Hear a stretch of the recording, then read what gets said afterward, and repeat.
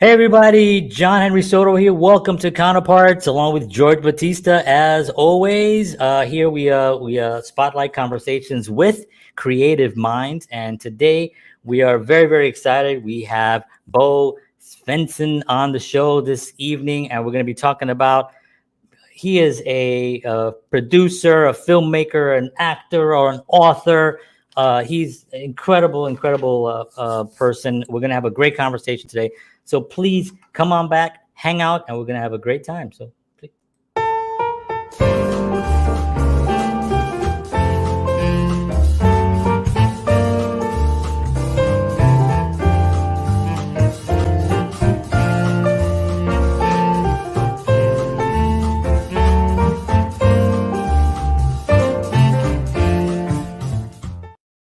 All right, well, welcome back. We had a little technical difficulties in the beginning of this one, but we are here. We are live. We are excited, and we're going to have a great show. Like I said, Bo Svensson is here this evening, and just to get the show started, because we're running a little bit late, George, take it away, and let's do some love to our sponsor. Thank you, sir. So the Counterparts Show is brought to you by Wellness Resources, bringing you superior clinically formulated nutritional supplements since 1985. Find out why Wellness Resources supplements are the top choice of health-conscious individuals around the world. Make sure you go to myvitaminresource.com. And if you enter the promo code Counterparts, you will get free shipping. But not only that, Wellness Resources is having a sale, a November sale on all their immune supplements. It's 25% off. So you get 25% off their immune supplements plus the free shipping with the Counterparts call. So just make sure you check it out. Again, myvitaminresource.com. All right. Let's talk a little bit about our guest today. We have Mr. Bo Svensson is on with us. And Bo is a Swedish-American actor, producer, published author, and award-winning screenwriter, known for his roles in American genre, the 1970s and 80s. Throughout his career, he has worked with over 100 Academy Award winners and or nominees. He has appeared in countless films and TV shows such as Magnum P.I., Walking Tall, Murder, She Wrote, and JAG, just to name a few. The list is endless, by the way. His list of awards include the Screen Actors Guild Award for Outstanding Performance by a Cast for Inglourious Bastards, the Italian Institute of Art Award of Merit, and the Lifetime Achievement Awards from Action on Film. He is also a published author. His novel, A Dream of America, is on Amazon's list of preferred reads. He was chairman and CEO of Motion Picture Group of America from 1985 to 2005 and serves on the Screen Actors Guild Motion Picture Nominating Committee. And that's just a small little sample size of his biography. He's done so much. So, ladies and gentlemen, without further ado, let's welcome Mr. Bo Svensson. All right, and hello there, sir. There he is. Hello. So we had a little technical, but we're fine. We can hear you. Your voice is going right through my microphone, so our audience can hear you clearly. So it's going to be fine. Can you hear us? I can hear you fine. Now, beautiful. Hey, if you guys can hear me clearly, that's a problem. It's gonna be a long night. Is that what you're saying? I kind of would prefer that you guessed what I was saying. Maybe to give me that way you would give me the benefit of the doubt. We'll do our best, but I'm sure we're gonna have a great conversation. First of all, we want to just thank you for taking the time to be with us. This is really an honor for us. We've seen your work for so many years, and did you get my invoice? I sent it to accounting. They're taking care of that. Oh, yeah, right. Yeah, right. Okay. Yeah. But I want to thank you so much for taking the time to be here, because it's been a great honor for this opportunity to talk to you. A thick person. A great honor. It is. So the way we do things here, George is going to ask a few questions that he'd like to ask, and then we'll free flow some conversations. And I do want to talk about the win-win proposal for the state of Tennessee and West Tennessee, which I just got. Leslie sent to me, which is so exciting. I had like goosebumps reading it. I was like, wow, that's really exciting. So we definitely want to dive into that as well. Right now, I'm going to turn it over to George so he can ask you a question, and then you can just rock and roll. Okay. All right. Go. George, I can't hear you. Because I'm muted. Okay. Yeah. Oh. Can you hear me? I Now I can. can. Now I can. Okay, great. Sorry about that. All right. So first of all, again, thank you for being on. Your body of work has been tremendous. I've seen you in so many different things. So My body? yeah, your body, tremendous body, tremendous body, Tremendous. absolutely. So talk By the about. way, I'm so sorry to be irreverent. That's how I am. Yesterday, I did 2,000 crunches What? in 13 minutes Holy. with a 40-pound resistance. Oh my gosh, that is I don't think awesome. I've done 2,000 crunches in my life. That's amazing. Wow. So yeah, so the body thing is actually correct then. Yeah, exactly. The body of So talk a little bit about your acting. What is the art of acting? What is it about, acting in general that really drives you for so many years? Well, the money. Well, I'm sure that does too. Right. Well, actually, the art of acting, first off, it's important to take into consideration to remember, art is a word that consists of the first three letters of the word artificial. The greater the art, the less noticeable the artificiality.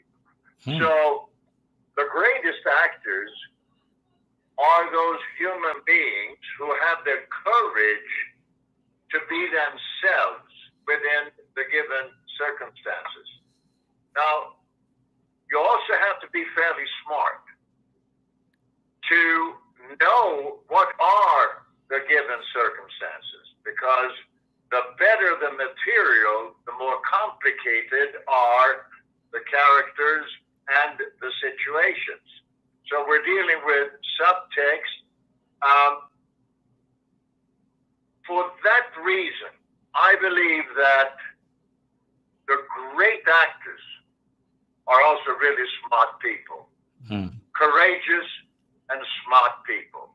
You can't learn this stuff. Right. You really cannot learn it. Yeah. And which brings in another factor. Artists, whether we are painters, whatever we are driven to have others appreciate us for the persons we know ourselves to be. Then, when you get that recognition, adulation, whatever you want to call it, that is a freeing experience. Because then it's like things are okay. People get who I am, no bullshit, nothing superficial, no public relations people or people running interference or people explaining who you really are. It's right. Right. So one of the interesting things is that what I've noticed from actors also is, and directors and people in that, well, mainly actors, they're very, very aware of the human condition and can sense, almost like they have this innate ability to feel a situation. The really great actors, they really understand human condition and how to explain, how to actually manifest that. Right. Well, I feel really that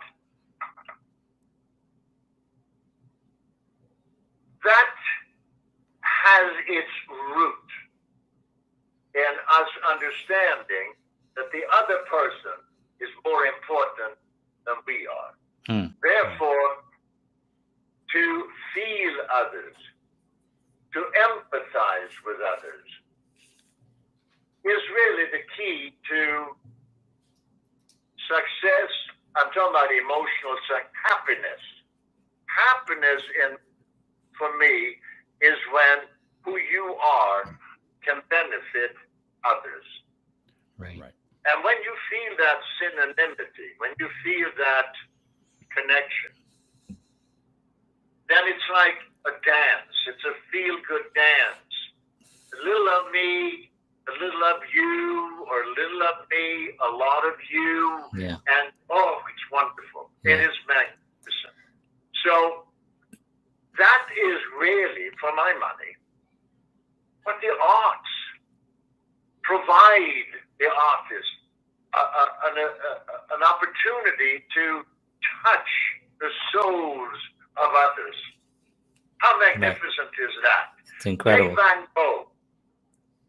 Here's a man awfully unhappy because of circumstances or his mental illness or whatever, and he painted, and he was destitute. He didn't have a dime or a guilt, as was the case in Holland. But he knew that others were touched by what he did. And how wonderful is that? And but we can go into other areas. Take a great carpenter who can take a piece of wood or two or three or four or five and put it together, and so that others go, wow, I like that. Right. Or a car mechanic. And there's an inequity here. When did we last ask a carpenter or a plumber or a car mechanic for their autograph? Right. Why don't we do that? Right. Because they're not on the screen. Right. Well, big deal. Big deal. So a great injustice in life really is we fail to let others know how much we appreciate their humanity because they're not on the screen. Right. Or they're not on stage. Yeah. So can you imagine if we were to truly appreciate fellow man more than we actually do? It would be a feel-good for everyone. Right. Benefit everyone. Society would thrive. We would have much less of this racial inequity and strife and what have you, you know.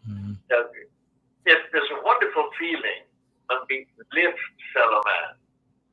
But so much of bigotry and racism, it's all about pushing fellow man down. Right. How often don't we as men, well, I don't do it, but so many of us men, we believe by pushing a woman down, we elevate ourselves. Right. How wrong It's is just that? horrible. Anyhow, that's enough small talk. Sorry. Yes. No, we love it. Very insightful. And, you know, it's the art that we do is always for others. You know, I mean, the art, any artist that thinks that the art that they're creating is just for themselves loses the joy of it, because the whole point is when you see their eyes light up. You know, George and I are musicians, so we played in bands together and recorded and all that. And when you're performing in front of people, it's such a joy, you know. And I'm a filmmaker as well, and I remember sitting at the back of a theater watching one of my films, and the laugh came right where I intended it for it to come, and the joy that I felt because it landed and everyone laughed was, and I love to see everyone actually having a good time. That really is part of the whole reason why we're artists, why we live. I love it. Yeah, absolutely. And it's also, you know, and the same thing as what you were saying about touching other people. Because again, as we're musicians, when I'm I can driving. barely hear you, dude. Oh, go ahead. I got to move. So, like he was saying, you know, we're musicians, so it's the same type of thing as far as touching other people. When I'm driving and I hear a song that reminds me of when I was a kid, and John will tell you this, but always, the song and say, remember this song when we this age or that age, because that song touched me as a kid. And I remember, and what those artists did for me growing up, so, Yeah. and then kind of now as we're musicians, when we got older, kind of giving it back and saying, now we want to touch other people. We want to touch younger generations with our talents and our music. It's about, at the end of the day, giving, being of service, sharing your talents, as you do as an amazing actor, right? Yeah. So yeah. Nowadays, this face. Oh gosh. By the way, I need a haircut. Can you believe it? I live in Los Angeles. I can't find someone to cut my hair. So anyhow, no, I was going to something struck me. Something far more important. It was music. You mentioned something about music. Okay, maybe it'll come back to me. Okay. We were talking about film and people enjoying the laugh, and then George was talking about being a musician, and we're playing music together, and the joy that it gives to other when you're young and you hear these songs. So anyway, if it comes back, we'll just stop the conversation. Yeah. Right. Okay. So I wanted to ask you about so many, a writer, actor, producer, director, so many. I know what it was. Okay, go for it. Okay. So, I'm not so into acting. I don't know that I ever really was. Interesting. Wow. No, yeah, it kind of is interesting. When I was at UCLA, my mentor, Dr. Van Dragen, he had 4 PhDs. And Wow. I remember, that's my cat. Let's just think about it. So Dr. Van Dragen and we were working on the screenplay for Frankenstein. I did something, Mary Shelley's the original Frankenstein, and I portrayed the creature. And so we're talking, and Dr. Frankenstein, we talked about, okay, what's this really about? And we discovered loneliness. The creature was lonely.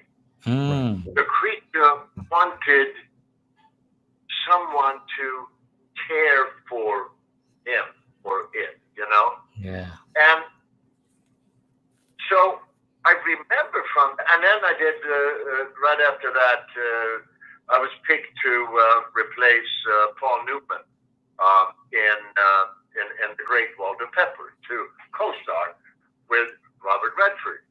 And then I used the essence of what I had learned from Dr. Van Dragen when I felt that screenplay, my character and the dynamics and what have you.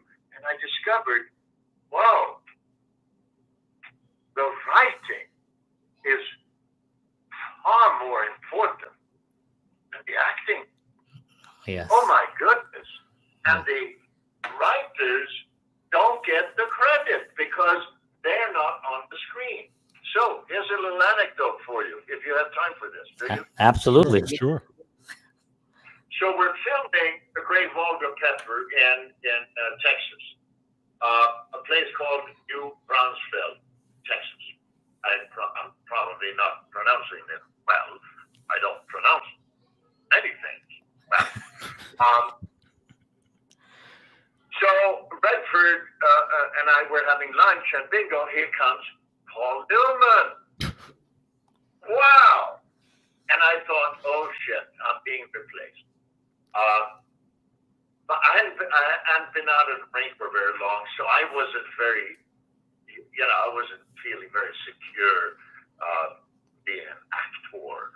And I knew, of course, Redford and Newman, they had done The Sting, they had done Butch Cassidy and the Sundance Kid. And the only reason why I had got that job is because George Roy Hill, who directed the picture and had directed Cassidy and the Sting.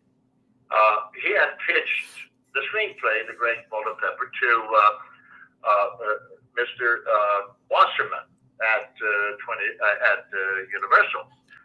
So Mr. Wasserman had said to George, well, I suppose you've got another Redford Newman movie. Well, George Roy Hill didn't have a great sense of humor. So at that moment, he decided, no, I'm going to get somebody else. And he did. Wow. So casting director, Marian Doherty,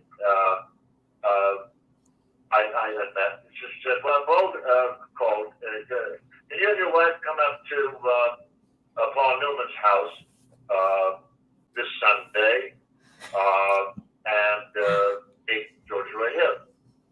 And I thought, I don't know. Bullshit. Of course I did. So he came up there, and I was only out. I've only been out of the Marine Corps 5-6 years. So. Oh wow.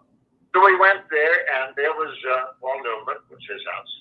Redford was there. Hello, how are you? And Mark Harmon with his sister. Anyhow, we chat. Hello. Okay. And then, left. And then the following morning, Monday, I got a call from my agent, Mike Belson. He said, okay, you got the job. And I was a dumbass even then. I didn't know. I got, yeah, right. So they want you for the movie. So okay. Anyhow, what had happened then, right. So they had talked when I had left the Newman's house, and they said, okay, how about Svensson? Okay, yeah, fine, all right, good. But, so then, I was never sure. I said, Jesus, why me? I mean, why? So I was never sure I had the job. So anyhow, so here we're in New Brunswick, Texas, and lunch. Hello, hi, okay, brother. Oh, shit, here comes Paul Newman. And I thought, oh, fuck, it's over. So Newman came and sat down, and this was the most magnificent farm. You can't imagine. Everything was pristine.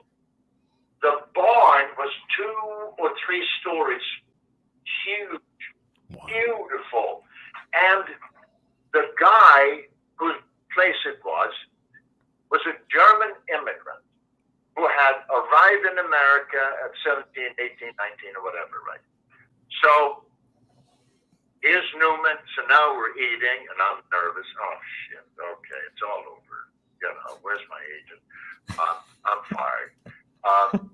So then here comes the owner's daughter, 15, 16, 17. And she comes in and says, Mr. Newman, can I have your autograph? And he said, why? Oh, well, so Newman, I mean, you're a movie star. And Paul Newman, he said, have you asked your father for his autograph? No, oh, really? Look what your father has accomplished. Wow. Look what he has built. Look at this magnificent place. He came here with nothing. And look what he has created. And look what he is giving you. And you have the nerve to ask me for my autograph. Have you ever asked your father for his? And she said, no. So Newman said, well, you go ahead and ask him for his. And then come back. And you may ask me for mine. Wow. I thought, as it turned out, I wasn't fired from the movie. But anyhow, so it is, for me, so amazing that I had a shitty childhood, awful childhood. So, because of the people I have met in life, I have experienced humanity at its very best as well as its very worst. I mean, worst. I met Pablo Escobar in Colombia. Whoa. I met Radovan Karadzic and Slobodan Milosevic, the two heinous people who created the civil war in what was Yugoslavia. Wow. So I've met some magnificent people in this business and some truly awful ones. And I am so grateful today to understand I am not important. What is important is what can I do for others? Right. It's Wow. all talk. Where were we? Wow. We were talking. Oh, that's awesome. That's what a story. So unbelievable. I love the way it just says, Paul Newman and Robert Oh, my Redford. So It's pretty amazing. funny. Well, what I was gonna ask, and you remembered that story, which I'm so grateful that you remembered that. What I was gonna ask was, a writer, actor, producer, director, and you mentioned that maybe you weren't that much interested in acting. Which one of those, the other three that are left over, would you pick if you could only do one? Oh, that's all I do. I write, man. Right. Oh, okay. And that creates a dilemma for me because I feel all of us, we deserve, when we go to a movie or even watch television or a commercial for that matter, any time any one of us takes someone else's time, we owe it to that person to give that person something of value. It can be no matter how tiny, how a fraction of something. Right. So when I watch television today, man, and movies for that matter, I am so aware of the fact that what I am watching, this stuff here, is there strictly to sell soap or whatever. And we can do better than that. Yes. So, which is why I'm so. There are the great classic films, and even if some of the filmmakers today are truly outstanding, they're fabulous. But let me give an example. One of the greatest creative entities I have worked with is Tarantino. And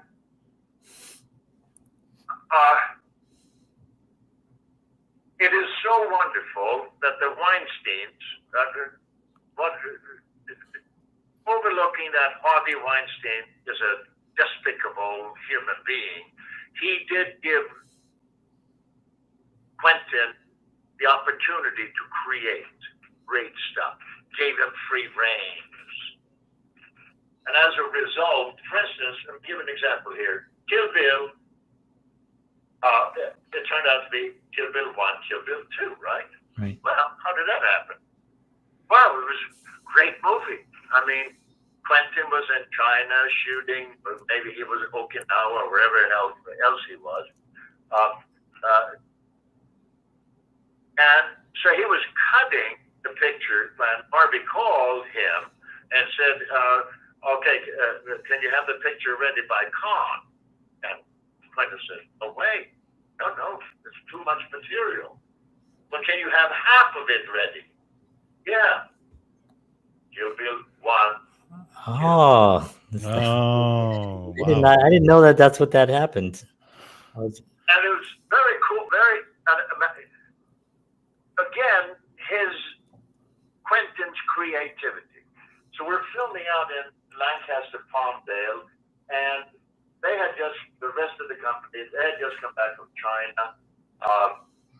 We were behind schedule 7, 8, 9, 10 days, whatever. Well, you know, on the big picture, man, that's a lot of money. It's a lot of money. Harvey flew out. He landed in a helicopter, and because we were behind schedule, so he and Quentin and Lauren talked. It was one of the producers who had done several films with Quentin. And they talk. And I'm sitting in my chair. I'm watching. What the hell? So Harvey got back in the helicopter and left. And then Quentin and what the hell was his name? I am so ashamed. Clark. He was my first, when I directed a thing with Dennis Hopper, and what the hell? I'm having a glitch. I am so ashamed. Because this guy, he's got 3 names, Paul Clark. He is a brilliant, this guy, he is a first assistant director. He should be a director. He's brilliant. Anyhow, so Quentin and Clark went for a walk. And when they came back, we had been setting up a huge shot. Madsen and the ladies were arriving, and we were all going to get killed, and this kind of blah, blah, blah, blah, blah, blah, blah, blah, like a lot of this stuff. So came back, Quentin had an idea. So what you see in the movie, you see the people arrive, and then camera's inside, camera comes out, he goes on the crane, and we hear gunfire. Camera drops down, and when there's no cut here, when the camera drops down, in front of the church is filled with police cars and what have you, and bingo. So with that shot, he took out, I think he took 3.5 days from the shooting schedule. Wow. So that kind of creativity can only come when the money, the producers allow for it. Right. So when I see the stuff today, I see so much of it, and I'm thinking, I'm seeing, oh man, the money. Yeah. This is all about saving money. For instance, so many programs today, you hear the actors talk real fast. Yes. Right? They talk so fast. That's so you can't understand what they're saying. It is as if the writers are paid by the word. Right. Just say all this shit here and then just get through it. Cut. Move on to next scene. Instead of having material be about something that has universal relevance. Yeah. That's what excites me. Yeah. A writer to write stuff that means something. It's about something. So that when I take up people's time, I would like to believe they're a little tiny bit better off at the end. So it's an ego trip. Of course it's an ego trip. Right. It's always an ego trip when who we are make a difference in somebody else's life. Right. It's empowering. But when we focus on that, on doing good for others, there's a reward in that. Yeah. And so much of what I see today, I see the wheels turning. I see why it's being done, why it's said. Right. And that matters me because here in Hollywood, we have so many of the best creative minds. But it's sort of being, it's evaporating. Yeah. And I feel mankind deserves better than So, go ahead, George. No, I was just going to say, just to kind of piggyback on that a little bit, as a person who's not in film, you guys are in film, obviously, but just as a person who watches film, I agree that I'm a musician. You're a musician. Yes. Okay. So what instrument do you play? I'm a drummer. What? Drums. Drums. So as you play, man, so you're into it, right? Okay. So what are you doing? Your vibe is putting a vibe into all those people. Correct. So whether it's live or in a record or whatever, your humanity, man, your stuff. Oh yeah, your stuff is affecting all those people. Correct. There is no difference, dude, Right. between what you do and what a writer does, because it should all be about what we do for others. So as a drummer or a guitar player, whatever it is, we all go back to the mechanic. Right. The mechanic works on your car, man, gets it to run. Ooh, hey, ooh. And you come and pick up the car. Hey, what happened? It sounds good. Yeah, thank you. Yeah. You know what I mean? Yeah. So as if or a butcher or whatever, farmer, whatever the hell it is. It's the effects. What we do for others. Sorry. Absolutely. No. I was going to say no, and you're absolutely right. It's the effect that it's the effect that we have on the person that we're serving and that's listening to us and whatever it is. What I was going to say though, as far as film goes, in my opinion, because storytelling to me has always been the driver at the end of the day in film. Especially when you look at the great films of the old, 60s, 70s, 80s, those films, right? I think and what kind of to your point, later on, we kind of lost a lot of that, the storytelling, and a lot of, like you said, the money came into it. But to me, at the end of the day, and this is one of the reasons why the film industry for me kind of lost me in the last few years, because there was less storytelling, good storytelling, and more of just a big box office, smash them up type of thing. So, and I think also maybe that's one of the reasons why the independent films have done so well, because they're focused more on the storytelling, like films that you guys have done and that type of stuff. So, but I think, do you think that storytelling is going to make more of a comeback as time comes along? You know what? With so much of the world today is driven by economy. Yeah. And we have empowered so many who control the economy or affect the economy. So, man, what's his name? Mr. Tesla. Elon. Yeah. I mean, he's today one of the world's, probably the world's richest man after Putin. But look what Elon Musk is not a nice guy. I don't get good vibes from him. And I don't get good vibes from a lot of people in power, whether it's Mitch McConnell or the guy from, in other words, it's sad that we have far too many people in power who are not nice people. Right. And somehow, because they are in power, those seeking more power, because it's a natural thing for man, we want to become more and more powerful. And how do we become more powerful? Well, we get more wives, or we get more money, or whatever it is, right? So the quest for power, unfortunately, dilutes so much feel good. Mm-hmm. If we take Putin, the Russian people, enormously creative.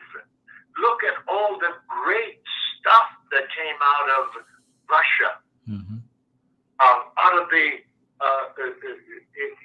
Eastern Europe. So much great art, music, and Rachmaninoff, whoever it is, And at the top of all of that today is a heinous human being, Putin. So when that is sad, look at what happened here in America. Yeah. No, don't mention no names, but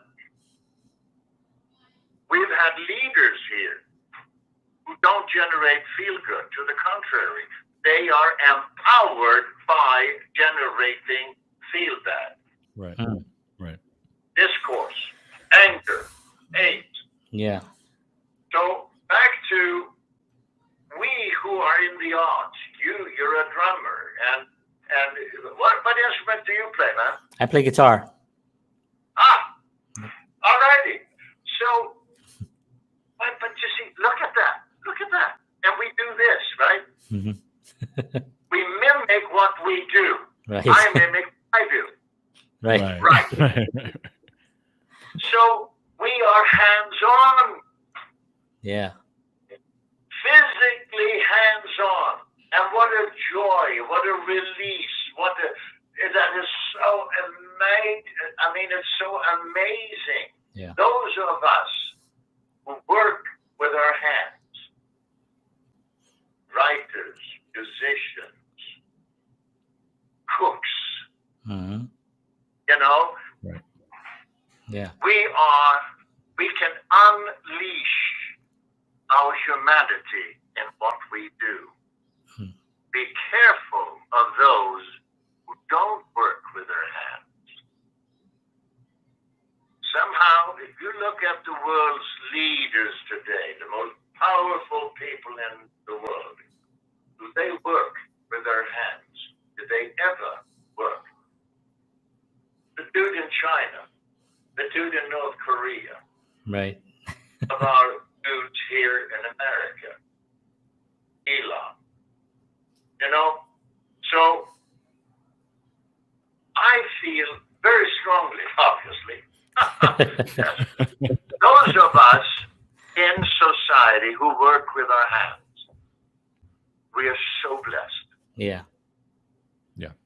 Because then when we work with our hands, we do things for others. Right. Super cool. So I wanted to actually ask you a little, because we're living in a time when filmmakers can make films a lot easier. Just the technical parts of it have become easier. But somewhere along the line, the creative writing part didn't come along. So now we have a lot of filmmakers that just don't really they don't focus so much on the classics. And when you mentioned Quentin, I just saw a documentary with him, and he is one of the most knowledgeable human beings on film that I've ever heard speak. I mean, he knows so much about film. It's scary, actually. And he was talking about the spaghetti westerns and his films. How can we educate younger screenwriters to be able to understand the importance of not only telling a good story, but also using the tools, the actors, and the locations in a cohesive way where we can actually tell these beautiful stories that have been told in the last 60, 70, 80 years? Well, first off, I find the word educate scary. It is frightening. Because when you educate someone, you are imposing on that individual concepts, knowledge. Right. Maybe make aware. But I was going to get a Ph.D. in metaphysics, and so at UCLA, so there was a curriculum. I had to study. I said, no. Frankly, I do not wish to study Freud or Selma Moss, scientists and various fields, even in bacteriology, immunology.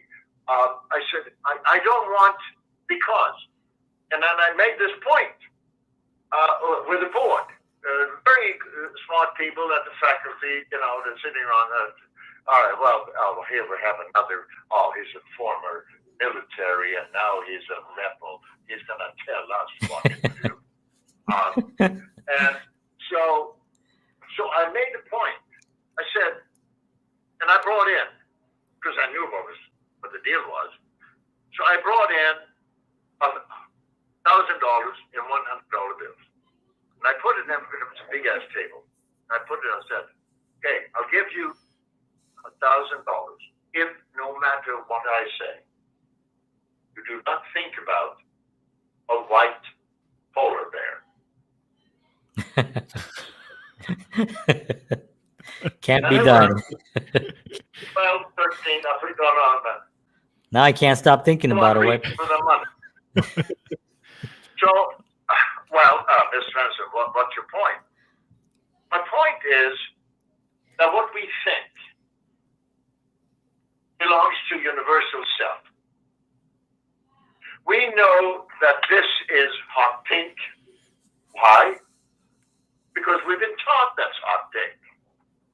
A white polar bear. White, we know what white is. We know what a polar bear is. Therefore, soon as we hear a word or see a word, it triggers a response in our computers called brains. Well, the more you get from out there that goes into your brain, the more you are diluted. Your individual capacity, your potential as an individual is diminished because now sameness enters into your being. Right. And conformity. So, in order to get an A in a class, and it's very important, you got to have a whole bunch of A's, or you can't get into college. I'm done with high school now. And what do you need to do to get the, you have to conform. Right. Oh, yeah, so you got to take all this knowledge, that pre-existing knowledge, and now you take that and now conform, and the better you know what pre-existing knowledge, the better grade you get. Right.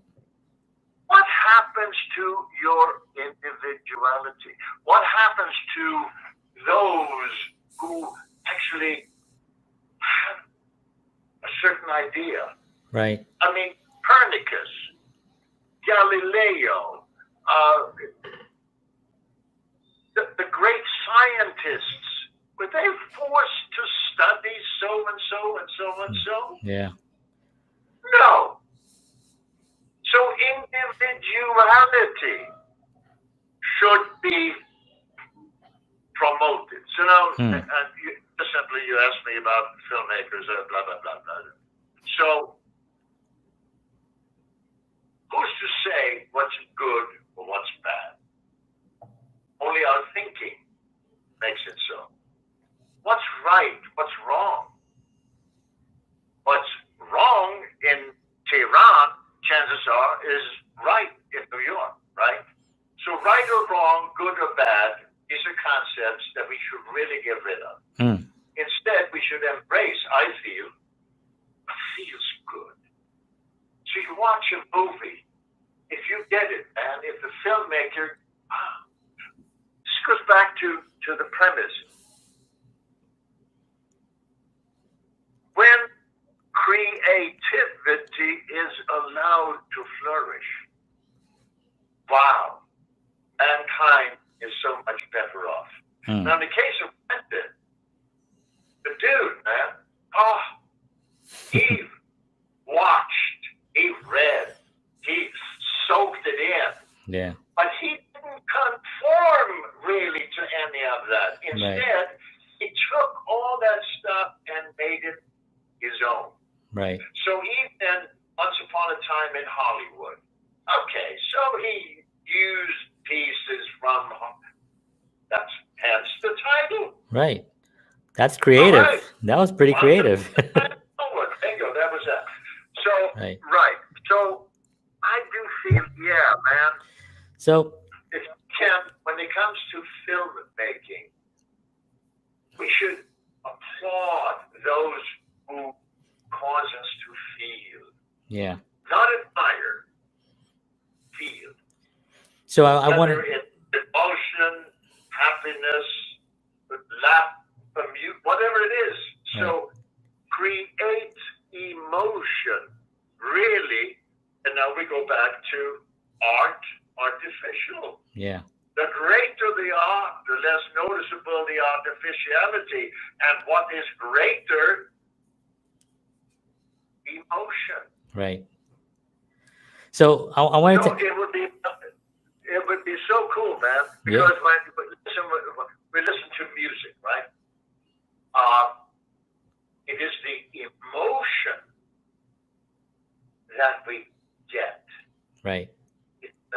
Well, again, I'm sorry. No, it's okay. This is awesome. I love this. So here's an interesting point, because a lot of we talk about this on the show a lot. Education, as far as the school system, a lot of young people are being in, like you said, in college, you have to conform. So you're being indoctrinated into some type of behavior or thinking that something feels good.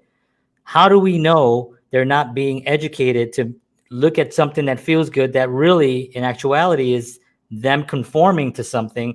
Like, for instance, if you listen to music that there's some music out there now that I do not like, and it's hard to say because I love all music, but there's some music out there, I'm being nice, that I do not appreciate. But if you go out there, there are people who it makes feel good. It makes them feel good, and they go out and they're doing their thing.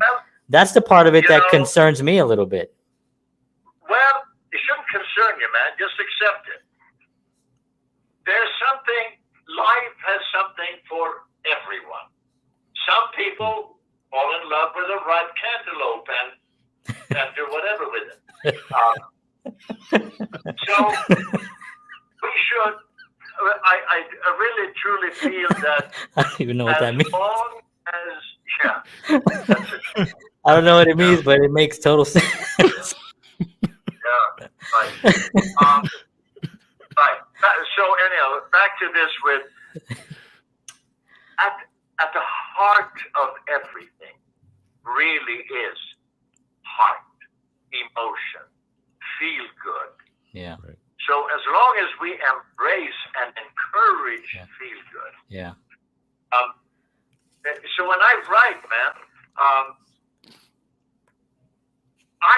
I want to be honest with what happens, and sometimes I write, then I look and say, ooh, where did that come from? Oh, yeah. Because it wasn't designed. It just, whoa, man, happened. Whoa. Yeah. That is, so I thank whomever. Yeah. But that goes back to, you see,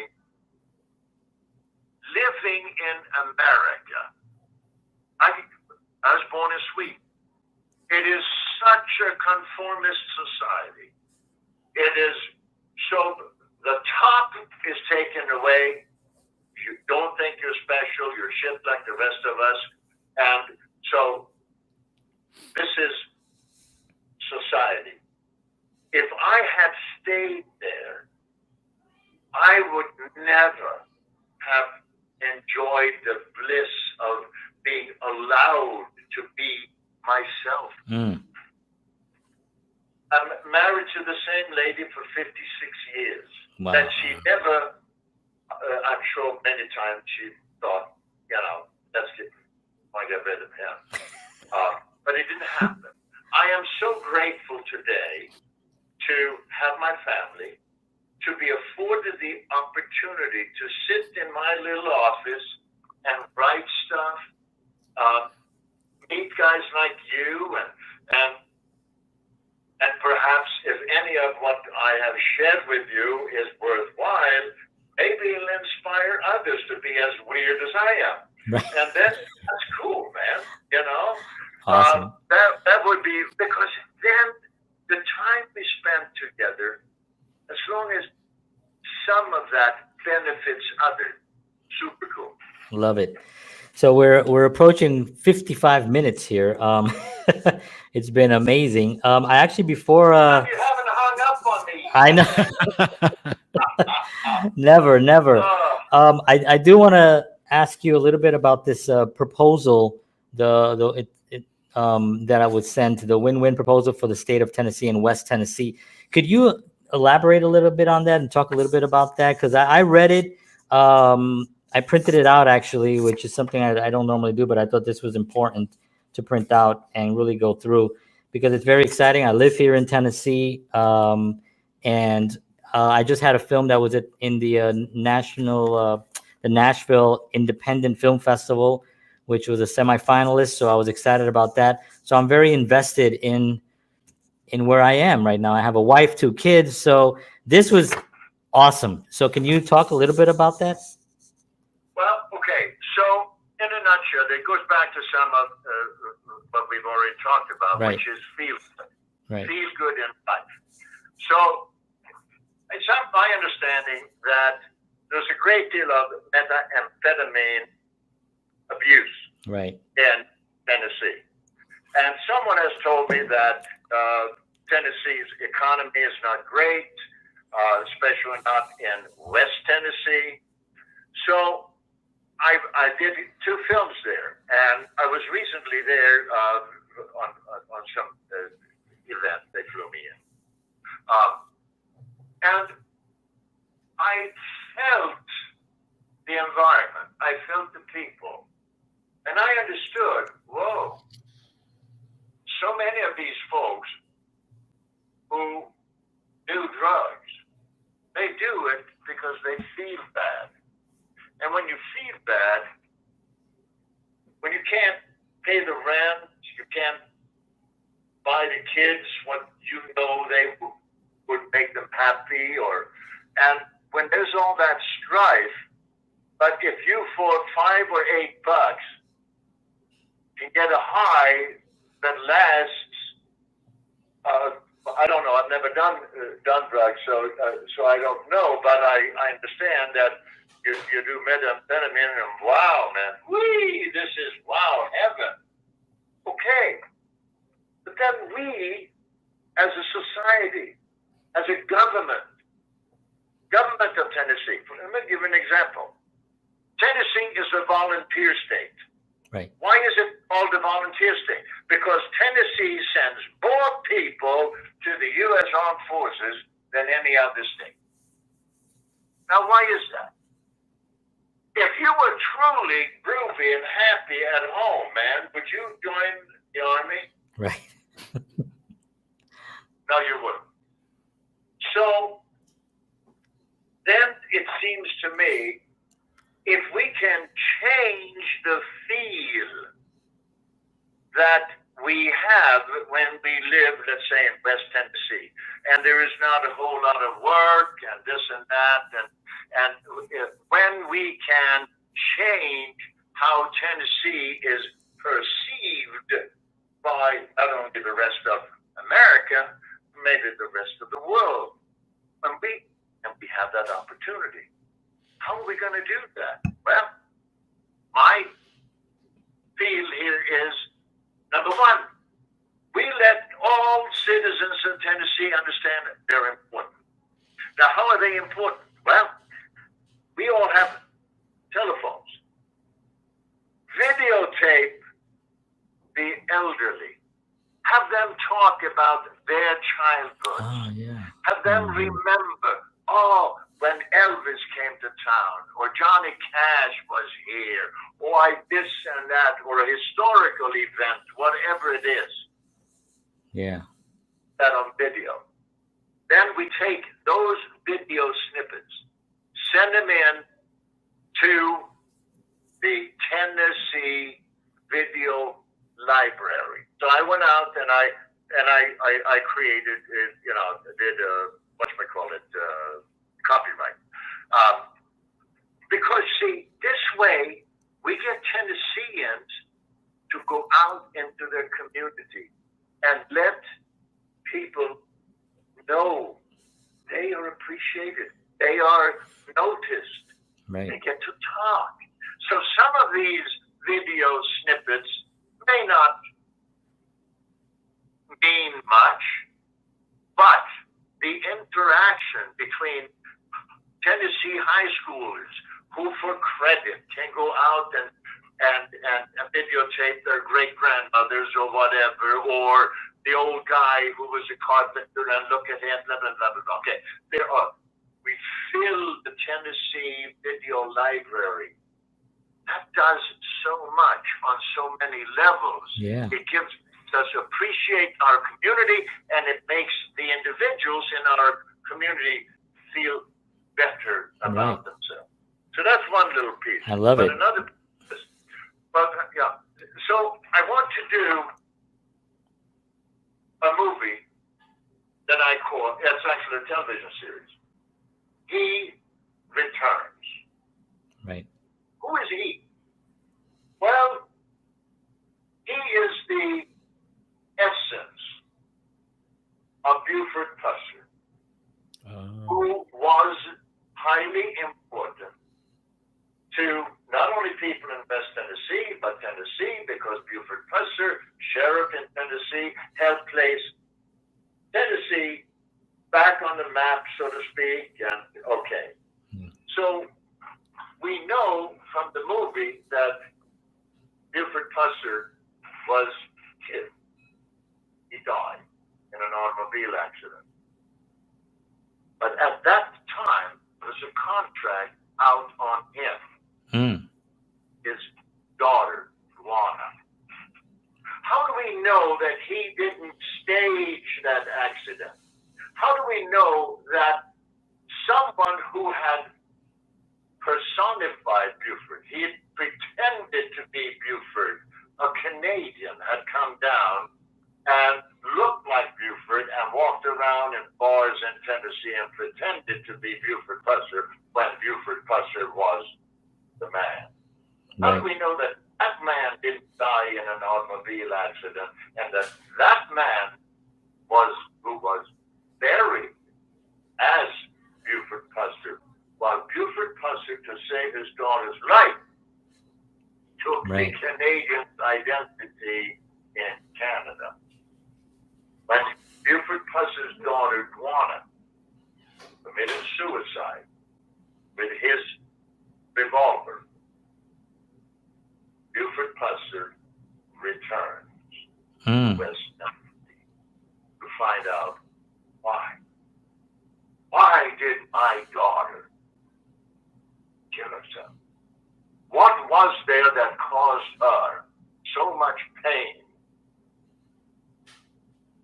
So we use it now. I want it to be faith-based. I want it infused with Johnny Cash and Elvis, and I knew Elvis. I spent some time with him, and he wasn't doing well at that time. But so I had great affinity. I got the man,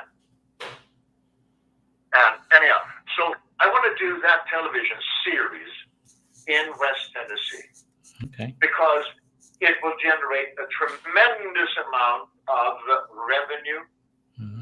So my dilemma is that the Tennessee legislature, they only work half the years. They have private sector jobs the rest of the half year and all of that, and politics and what have you. So we are now considering crowdfunding. What is it called, Lisa? Crowdfunding. Thank you. What? Where are you going up? Oh, my wife is leaving me. Oh no! Oh, after 50 years. To grandson's concert. Oh, okay. Anyhow, so we have really good stuff in mind for Tennessee, and right. Have I overstayed my welcome? No, not at all. I mean, we could go on, and we'd love to have you back again. This is a conversation that George and I are constantly having.